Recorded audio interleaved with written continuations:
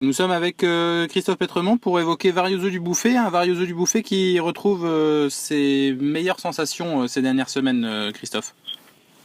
Ouais, le cheval était bien au cours de l'année, mais il était un peu poissard, plus du coup mes pilotes pas trop inspirés, donc après un petit souci de santé, j'ai décidé de l'emmener moi-même, et donc je l'ai emmené gentiment, ça lui a fait du bien, et donc en province, il a changé d'hippodrome, il a besoin de ça, et puis donc l'autre fois, il avait une belle course à Paris, donc Michel le connaît très bien, donc j'avais décidé de leur déférer des 4 pieds.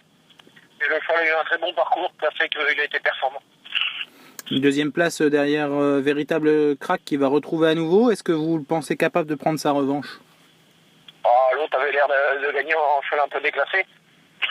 Donc même si dans l'année tournante, il s'est sauvé, nous il fallait qu'on contourne le cheval à Daniel Delaroche, qui était un peu sur ses fins, parce qu'il a un cheval qui court caché et qui était à 2 nez au vent.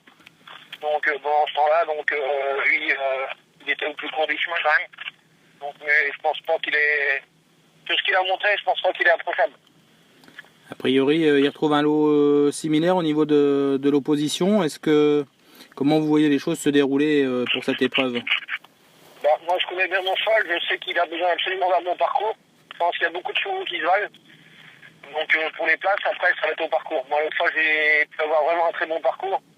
Donc, c'est pour ça qu'il a été plus performant que des chevaux comme celui de Daniel Delaroche, qui a attendu un dos tout le long de la route, donc qui devait courir caché et qui n'a pas pu courir caché. Donc, je pense que ça va se dérouler un peu pareil. Donc, c'est le parcours, le départ et le parcours qui fera un petit peu l'arrivée. Donc, je sais que le mien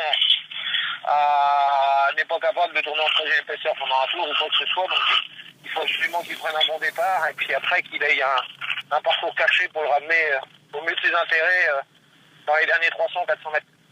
Et comment s'est déroulée sa récupération et le fait de courir à une quinzaine de jours, défaire des 4 pieds à nouveau? Lui, c'est un cheval qui travaille léger, qui travaille mental, donc il a fait entre guillemets de la branlette pendant 15 jours. Et puis depuis le début de la semaine, donc j'ai travaillé un peu plus vite. Donc voilà, donc rien à dire au niveau de la préparation. Je pense que le cheval est au même niveau qu'il était, sauf qu'il faut absolument un bon parcours pour qu'il soit performant.